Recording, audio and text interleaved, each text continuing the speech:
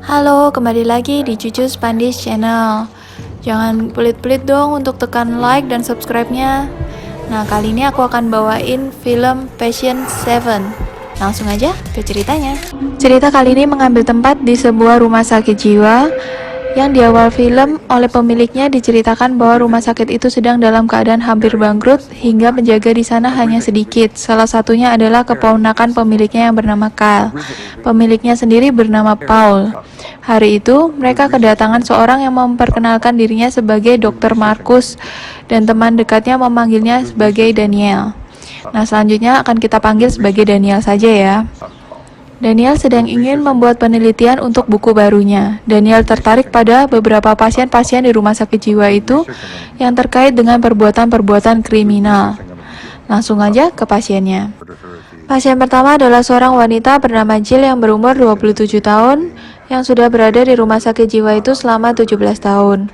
Perbuatan kriminal yang dilakukannya adalah membunuh ibunya saat usianya 10 tahun. Jill dibawa masuk oleh Kyle dan Daniel menyuruh Kyle untuk meninggalkan mereka berdua. Jill memiliki keinginan untuk selalu menyakiti dirinya bila borgolnya dilepas. Kali itu Jill meminta lagi agar borgolnya dilepas, yang ada malah Daniel menodongkan pisau di lehernya sampai Jill ketakutan. Dan Daniel menunjukkan bahwa sebenarnya Jill tidak mau meninggal. Dan juga Daniel mengancam Jill agar berbicara, bila tidak maka Daniel akan menyarankan Jill untuk diterapi shock atau disetrum. Akhirnya Jill menceritakan bahwa sebenarnya dia tidak gila, hanya orang-orang mengatakan bahwa ia gila. Jill mengatakan dia sangat menyayangi ibunya sampai ibunya mencoba untuk membunuhnya karena melihat makhluk yang tidak dapat dilihat oleh orang lain. Dan untuk mempertahankan diri maka Jill membunuh ibunya. Daniel bertanya tentang di mana ayah Jill pada saat kejadian. Dijawab Jill sedang keluar bersama dengan saudaranya. Daniel lalu berkata, "Kamu adalah pembunuh berdarah dingin yang hanya menginginkan ayahmu untuk dirimu sendiri. Apakah kamu mau membunuh saudaramu juga?" Jill langsung berteriak-teriak histeris hingga Kyle masuk dan membawa Jill keluar. Pasien kedua adalah seorang pria yang menyebut dirinya sendiri sebagai GD. Berumur 50 tahun dan ditemukan 5 tahun lalu telanjang dan kebingungan di tengah hutan hanya mengenakan jubah mandi. Pada saat itu polisi juga menemukan mayat-mayat lain di hutan itu. JD mengklaim hilang ingatan akan siapa dirinya dan memiliki ketakutan akan pembungkus plastik. Kali ini Daniel menakut-nakuti JD dengan mengeluarkan pembungkus plastik, bahkan melilitkan ke tubuh JD hingga JD berteriak-teriak dan terpaksa menceritakannya. Saat malam Halloween, JD yang sedang mandi diserang dan dibawa oleh pembunuhnya berkeliling kota. Tidak ada yang mencurigai lelaki yang membawa mayat telanjang dengan pembungkus plastik karena dipikir itu adalah kostumnya. Bahkan ada yang membantunya mengangkat mayat dan bercanda-canda hingga ujungnya juga mau membantu menguburkan mayat itu. Saat itulah lelaki itu membunuh ketiga orang yang membantunya di hutan, tempat ditemukannya JD dan mayat-mayat itu. Mendengar itu Daniel berkata, "Aku pikir kamu bohong. Kamu hanyalah gelandangan yang supaya dapat tempat tidur gratis kamu mengaku-ngaku. Kamu hanyalah sampah masyarakat." Lalu, pasien ketiga pun dibawa. Seorang perempuan bernama Gabriel yang telah 10 tahun berada di rumah sakit jiwa itu, dituduh melakukan kejahatan membunuh selingkuhan pacarnya hingga dimasukkan ke rumah sakit jiwa ini. Gabriel sudah lama berpura-pura tidak bisa berbahasa Inggris, tapi Daniel mengetahuinya dan memaksanya berbicara. Menurutnya, dulu dia adalah zombie dan pacarnya yang memberikan wanita itu untuk dia makan karena rasa cintanya pada Gabriel. Daniel mengatakan, Gabriel adalah orang yang sakit, jahat, dan juga pencemburu, yang membunuh gadis muda yang Gabriel pikir berselingkuh dengan pacarnya. Kyle membawa pasien keempat yang adalah wanita yang bernama Sarah yang sudah dirawat di rumah sakit jiwa itu sejak umur 15 tahun karena percobaan bunuh diri dan ada keanehan tentang kematian sahabatnya. Sarah selalu terbangun di malam hari dan selalu mencari skopnya. Sarah menceritakan perjuangannya untuk membeli skopnya dan menceritakan bahwa temannya bunuh diri. Dan sebelum meninggal meminta pada Sarah untuk membantu menguburkan mayatnya setelah ia meninggal. Jadi sebenarnya Sarah hanya membantu temannya. Daniel bertanya, "Lalu kenapa kamu mencoba bunuh diri?" Yang tidak dijawab hingga Daniel pun memanggil pasien lain. Pasien kelima adalah seorang wanita bernama Jessa yang sudah 7 tahun di rumah sakit jiwa itu karena membunuh ibu dan saudaranya. Jesa mengatakan bahwa ada iblis yang merasukinya. Yang setelah menceritakan itu semua, Jesa tidak pernah berbicara lagi. Carl mengatakan Jesa hanya berkomunikasi dengan satu ketukan yang artinya iya atau dia menyukainya. Dua ketukan berarti tidak atau tidak menyukainya. Daniel mau menghipnotis Jesa yang awalnya ditolak, tapi setelah Daniel mengatakan mau membantu Jesa, akhirnya dibolehkan. Jesa kembali ke masa kecilnya saat penguburan anjingnya yang meninggal secara tak wajar. Kakaknya tahu itu adalah perbuatan Jesa dan menanyai Jesa. Jesa berkata itu adalah perbuatan wanita jahat itu, teman imajinasinya.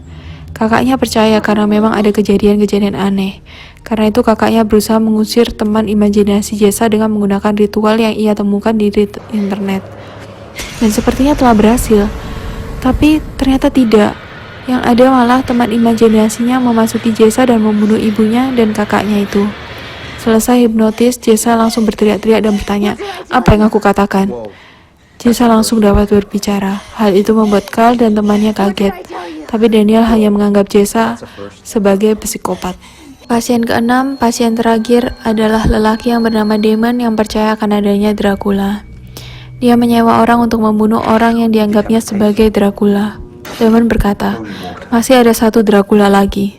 Dia adalah pemimpinnya dan aku tak akan berhenti hingga mengalahkannya. Merasa sebal dengan Damon, Daniel memanggil Carl untuk membawanya pergi.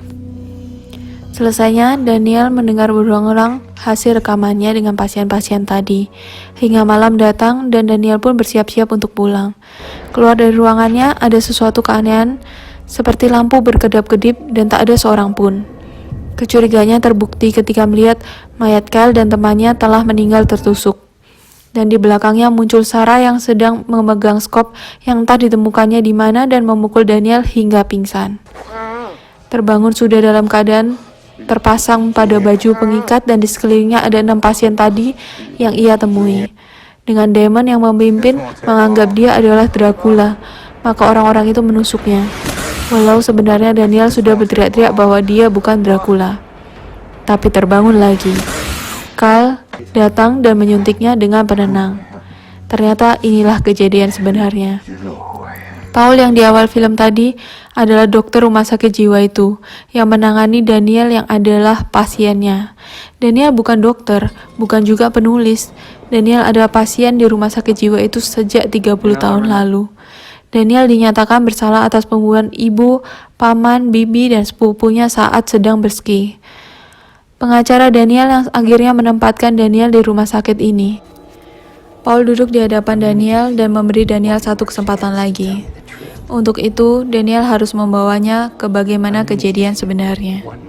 Daniel bercerita saat itu mereka sedang diserang zombie. Tidak ada yang membunuh paman, bibi, dan sepupunya. Hanya ibunya yang menemukan mereka telah meninggal. Lalu, setelahnya, ada zombie yang tiba-tiba menyerang ibunya. Ibunya berhasil membunuhnya tapi telah tergigit hingga menjadi zombie. Dan terpaksa Daniel membunuhnya. Mendengar itu, Paul berkata, aku pikir akan ada kemajuan. Tapi kamu hanya menceritakan cerita yang lain lagi. Paul pun berdiri. Daniel berkata, itu benar. Paul berkata, kebenarannya adalah kamu adalah psikopat. Pembunuh berdarah dingin. Dengan awal mulanya kamu membunuh keluargamu sendiri dan kamu membuat cerita sendiri. Kamu tuh bukan apa-apa. Kamu tuh hanya pembohong agar menghindar dari hukuman matimu. Selesainya ia mengunci dan membelakangi Daniel.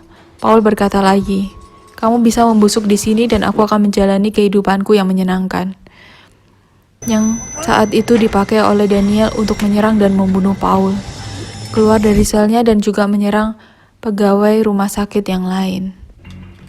Nah gitu deh filmnya, agak aneh sih ya, tapi ya buat menghibur oke aja lah ya. Oke deh, sampai ketemu lagi di film selanjutnya. Bye.